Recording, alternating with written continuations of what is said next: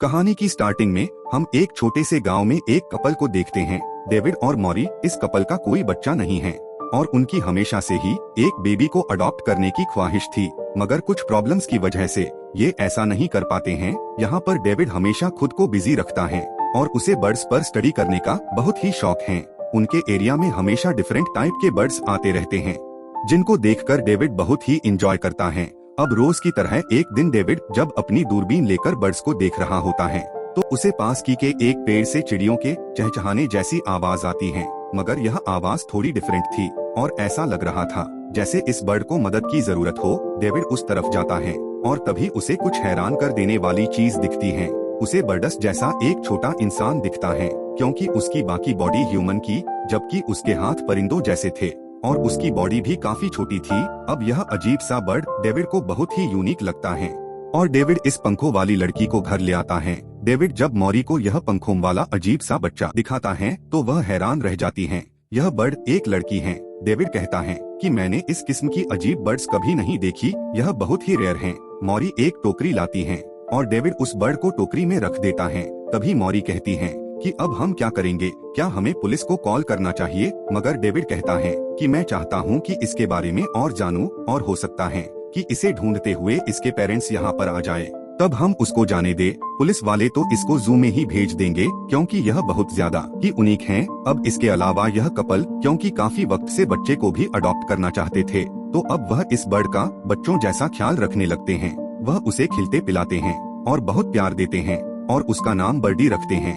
अगले दिन हम देखते हैं कि कपल बर्डी के साथ काफी बिजी रहने लगते हैं। मॉरी बर्डी को दूध पिलाने के लिए छोटी सी बोतल लाती है और डेविड उसके लिए एक वॉकर बनाता है, लेकिन जब वो उसमें बर्डी को रखते हैं तो नोटिस करते हैं कि उसके पंख तो अभी भी नजर आ रहे हैं। इस वजह से मॉरी शॉक से काटकर उसके लिए ग्लव्स बनाती है।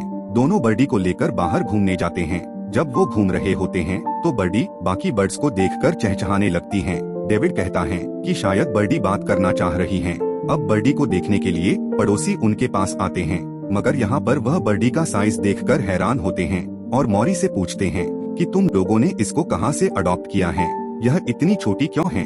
मगर मॉरी उनकी बात को इग्नोर करके आगे बढ़ जाती है। अब दिन गुजरने लगे थे और बर्डी बड़ी हो रही थी और वो अब टोकरी में भी नहीं आ रही थी। वो अभी तक बात करना नहीं सीख पाई थी, वो सिर्फ बर्ड्स की तरह ही चहचहाती है। फिर एक दिन मॉरी नोटिस करती है कि बर्डी उड़ने की कोशिश कर रही है और इंसानों से ज्यादा बर्ड्स की तरह बिहेव कर रही है। यह चीज मॉरी को थोड़ा सा उदास हो जाती है। वो चाहती है कि वे इंसान जैसा बिहेव करे, इसीलिए वह उसे उड़ने के लिए रोकती रहती है और इंसानों की तरह बिहेव करना सिखाती है, मगर जाहिर है कि उसकी क्वालिटी बिल्कुल बर्ड्स जैसी है। एक दिन मॉरी को ऐसा फील होता है जैसे बर्डी उसे मोम बुला रही है। वह बहुत ही ज्यादा खुश हो जाती है और वो उसे और भी वर्ड्स बोलना सिखाती है, मगर बर्डी को वह कुछ भी समझ नहीं आ रहा था।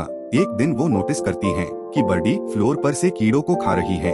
पहले तो उसे सब कुछ अच्छा नहीं लगता, मगर फिर वह समझती है कि बर्ड्स के लिए तो यह सब कुछ नॉर्मल है, इसीलिए वह कुछ कीड़ों को प्लेट में डाल कर ले आती है ताकि वह इंसानों की तरह से खा सके। एक दिन मॉरी डेविड से कहती है कि वह अपने आसपास के लोगों को देखकर ही सीख पाएगी, इसीलिए वो उसे एक रेस्टोरेंट में ले जाते हैं। वहाँ पर वो एक पिंजरे में दो बर्ड्स को फड़फड़ाते हुए देखती है और वो भी फड़फड़ाने की सोचती है। अब इसीलिए मॉरी उसे वॉशरूम ले जाती है ताकि वहाँ पर वो यह सब कुछ कर सके और उसे करते हुए कोई देख ना सके। बाहर मॉरी एक लेडी से बात करने लगती है और बड़ी देर बाद भी बर्डी बाहर नहीं निकलती, तो मॉरी दरवाजा खोलकर अंदर देखती है, मगर अंदर सिर्फ बर्डी के शॉक्स थे। उसे पता चलता है कि बर्डी वहाँ से उड़ चुकी होती है। मॉरी घर वापस आ जाती है। डेविड के आने पर वह सब कुछ बताती है। डेविड कहता है कि बर्डी शायद अभी इतना दूर ना गई हो, इसीलिए वह दोनों उसे ढूंढने के लिए निकल जाते हैं।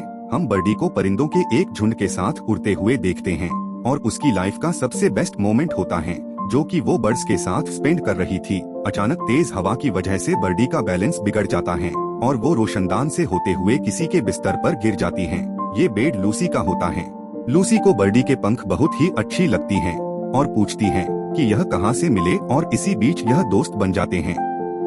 लूसी के डैड के पास उसके लिए टाइम नहीं होता है, इसीलिए वो बर्डी के साथ खेलने लगती हैं। दूसरी तरफ मॉरी और डेविड शहर आ जाते हैं। वो इंफॉर्मेशन डेस्क जाते हैं, लेकिन वहाँ से कोई इंफॉर्मेशन नहीं मिल पाती है। लूसी बर्डी को ऐसे ही कह देती है कि वह भी एक बर्ड है और वह बर्डी को एक पेड़ के पास ले जाती हैं बर्डी ऊपर की एक ब्रांच पर जाकर सोती है, जबकि लूसी पेड़ के पास नीचे ही सो जाती है। मॉरी और डेविड होटल के रूम बुक होने की वजह से वहाँ पर नहीं रह पाते हैं और घूमते घूमते उस पेड़ के पास पहुँच जाते हैं और उसके नीचे ही सो जाते हैं। सुबह डेविड और मॉरी लूसी से मिलते हैं और वह उन्हें ब्रांच पर बैठी एक बर्ड जैसी लड़की के बारे में बताती है, जिसे सुनकर वह दोनों यह समझ जाते हैं कि लूसी बर्डी की ही बात कर रही है। डेविड जल्दी से पेड़ पर चढ़ने लगता है, मगर जब वो वहाँ पर देखता है तो बर्डी वहाँ पर नहीं होती है। बर्डी पहले ही वहाँ से उड़ चुकी थी। अब जब दोनों वहाँ से जाने लगते हैं तो लूसी उनसे कहती है कि वह बर्डी को ढूंढने में उनकी मदद करना चाहती है। अब यहाँ पर डेविड उसे अपने साथ नहीं ले जाना चाहता था और वह बस में चढ़ते हैं। लूसी उनके साथ जाती है। उधर बर्डी उड़ते उड़ते थक जाती है और चर्च की छत पर जाकर बैठ जाती है। उसे वहाँ पर बैठा हुआ कुछ लोग देख लेते हैं और उन्हें लगता है कि वह वहाँ पर फंस चुकी है, तो वह उसकी मदद करने की कोशिश करते हैं। वो लोग फायर फाइटर को बुलाने आते हैं और जब फायर फाइटर उसे बचाने की कोशिश करता है तो बर्डी फिर से उड़ जाती है और लोगों को लगता है कि कोई ईगल उसे उड़ाकर ले गया है।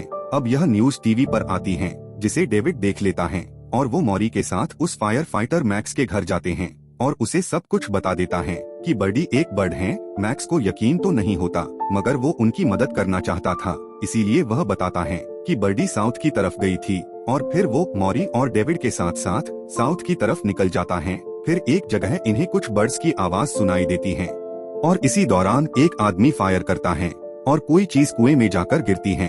ये लोग घबराकर वहाँ पर भागते हैं। उन्हें लगता है कि बर्डी कुएं में गिर गई है। मैक्स की मदद से लूसी नीचे जाती है, मगर वो देखती है कि वहाँ तो सिर्फ बर्डी के कपड़े हैं। बर्डी को ढूंढते ढूंढते रात हो जाती है, इसलिए वो रात गुजारने के लिए पास ही एक होटल में जाते हैं। इधर रात में लूसी को उसी होटल में एक लड़का मिलता है जो कि पेड़ की ब्रांच पर बैठा हुआ था। लूसी भी उसके पास जाकर बैठ जाती है। उसका नाम बेन है। बेन जब रात में सो रहा होता है तो उसे अपने बेड के नीचे से कुछ आवाज आती है। वो नीचे देखता है तो यह बर्डी होती है। लूसी ने उसे बर्डी के बारे में बताया था, इसीलिए वह उसे बुलाने के लिए जाता है। लूसी आकर देखती है कि बर्डी वहीं पर होती है। वो तीनों साथ में बेड के नीचे गुजारते हैं। अब अगली सुबह लूसी बेन के साथ डेविड को बुलाने के लिए जाती है, मगर जब तक वो वहाँ पर आते हैं तो बर्डी फिर से वहाँ से चली जाती है। वो लोग फिर से उसे ढूंढने निकलते हैं। डेविड एक नदी को पार करने की कोशिश करता है, मगर वो थक जाता है और कहता है कि हम यहीं पर रात बिताएंगे। रात को मैक्स बर्ड्स के चहचहाने को नोटिस करता है। जब वो वहाँ देखता है तो उसे बर्डी ब्रांच में फंसी हुई दिखती है। मैक्स उसकी मदद करता है और घाव पर पट्टी भी करता है, जिसकी मदद से बर्डी फिर से उड़ जाती है। सुबह मैक्स सब कुछ बताकर अपने घर के लिए निकल जाता है। डेविड और मॉरी फिर से उन्हें ढूंढने निकलते हैं। वह लोग समुद्र के करीब आ जाते हैं, जहाँ वह बर्डी को उड़ते हुए देख लेते हैं और डेविड को भी समझ आ जाती है कि बर्डी यही खुश रहेगी। दोनों वापस घर जाने लगते हैं, मगर जैसे ही वह बस शुरू करते हैं तो उन्हें रोने कराहने की आवाज आती है और वह डूबती हुई बर्डी को बचाने के लिए जाते हैं, जिसके बाद वह उसे घर ले आते हैं और इस खुशी में रात को बहुत सेलिब्रेट करते हैं। अगली सुबह वो देखते हैं कि बर्डी खिड़की से उड़ने की कोशिश कर रही है। उन दोनों को बुरा लगता है क्योंकि वह अपनी बेटी की फ्रीडम को कंट्रोल करने की कोशिश कर रहे थे। फिर दोनों बर्डी को बाहर ले जाते हैं और लास्ट गुड बाय किस करते हैं। बर्डी वहाँ से उड़ जाती है और इसी के साथ ये कहानी यहीं पर समाप्त होती है।